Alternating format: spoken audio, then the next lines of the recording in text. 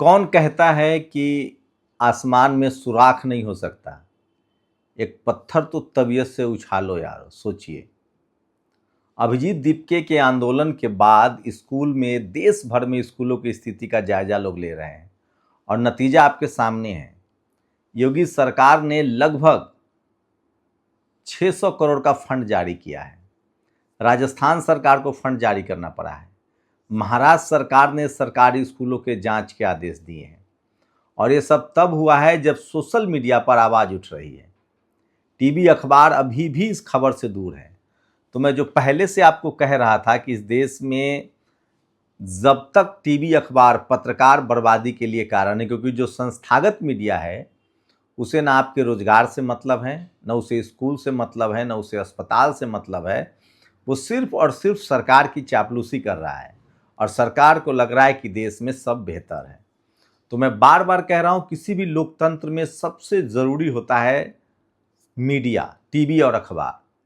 और इसलिए मैं बहुजन समाज से गुजारिश कर रहा हूं कि क्योंकि प्राइवेट में पढ़ाने की बहुसंख्यक आबादी की हैसियत नहीं है, खासकर दलितों की, पिछड़ों की, किसानों की, अल्पसंख्यकों की।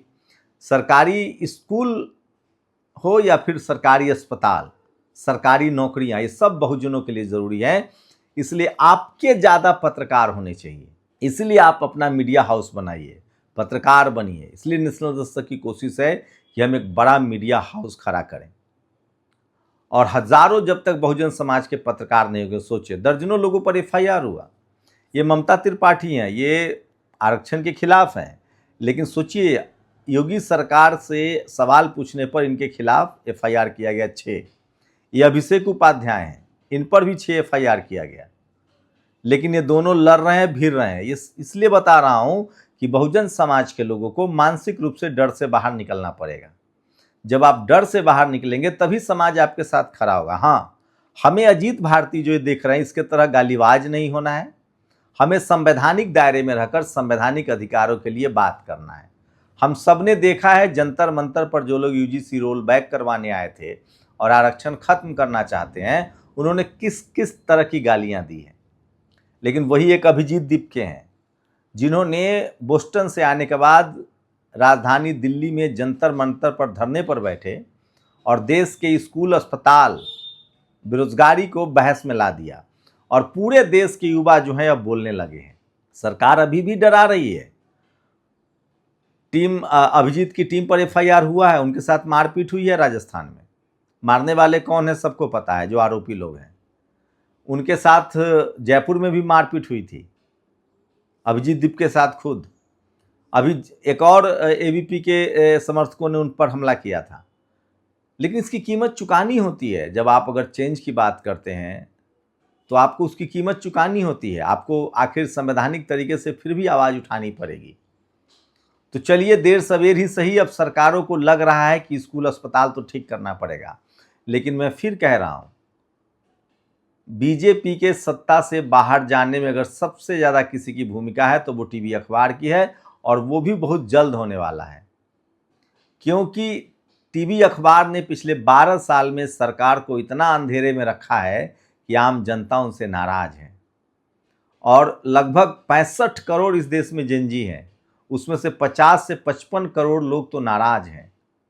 खासकर जो बीकर सेक्शन के लोग हैं, जिनकी नौकरियां नहीं मिल रही है, जिनको सरकारी अस्पताल की जरूरत है, वो सब नाराज हैं और ये सोशल मीडिया पर दिख रहा है। मैं फिर कह रहा हूं, बीजेपी की बर्बादी में अगर सबसे बड़ा किसी का हाथ होगा तो वो टीवी अखबार का। सोचिए, दिल्ली आईआईटी में एक छात्र नहीं रहा। पिछले 2 सालों में कहा जा रहा है कि 8 छात्र जो हैं वो मरने को मजबूर हुए हैं। एक कोई श्रीदेव उपाध्यालु है, उन्हीं के खिलाफ छात्र प्रोटेस्ट कर रहे हैं। 4 दिनों से प्रोटेस्ट है, लेकिन मीडिया वहां नहीं जा सकता है, मीडिया बैन है। आईआईटी दिल्ली की बात कह रहा हूं, जिसमें हाल ही में प्रधानमंत्री नरेंद्र मोदी गए थे कन्वोकेशन में।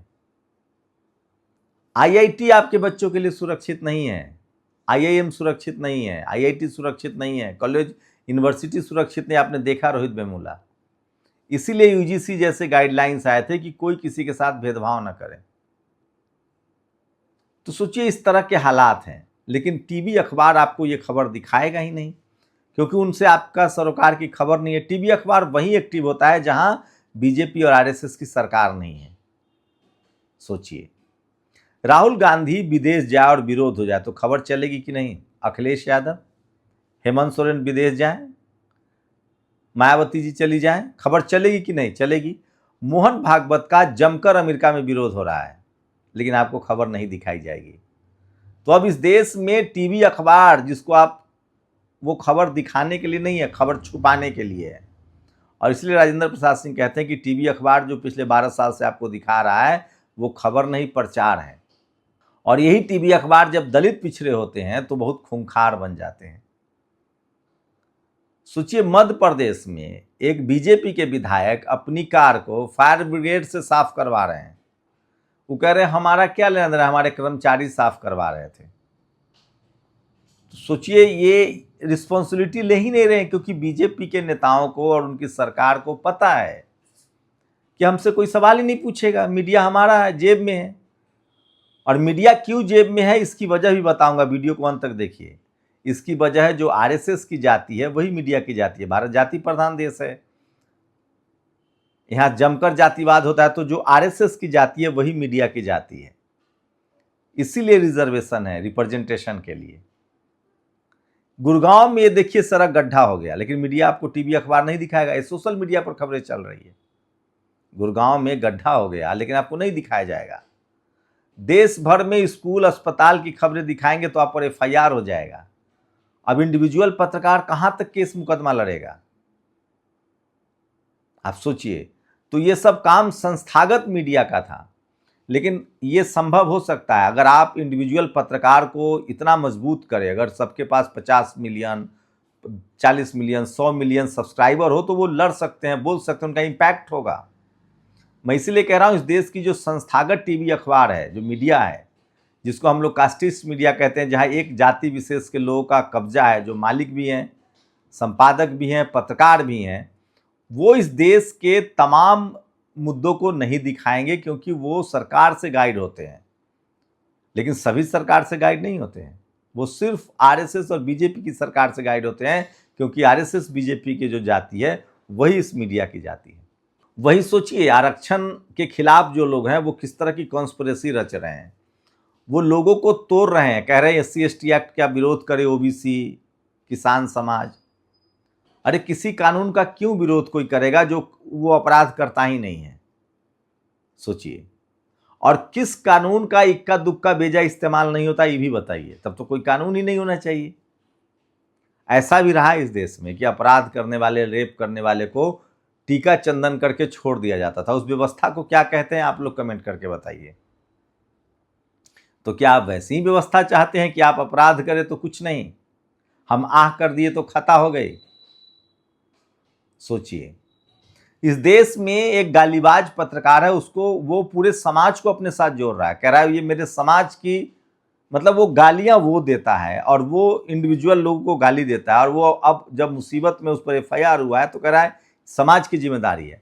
अरे आप समाज के लिए लड़ो भिड़ो, तो आरक्षण के बहाने दलित पिछड़ों को लड़ाने की कोशिश है। सोचिए, ओबीसी में जो भी क्रीमी लेयर में आता है उसको आरक्षण नहीं मिलता। अखिलेश यादव को, लालू प्रसाद यादव के परिवार को आरक्षण नहीं मिलेगा, वो क्रीमी लेयर में है। लेकिन सोचिए, ये लोग उनका एग्जाम्पल देते हैं, उसके बाद एससी एसटी में भी कह रहे हैं क्रीमी लेयर लागू करो। मतलब जनरल कैटेगरी के 2-3 कम्युनिटी जो है वो तय कर रहा है कि आरक्षण का स्वरूप क्या होगा।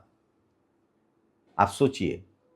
और वो लोग आरक्षण के खिलाफ है जिन पर जातिवाद का आरोप है, जो ऐतिहासिक रूप से जातिवाद के दोषी हैं।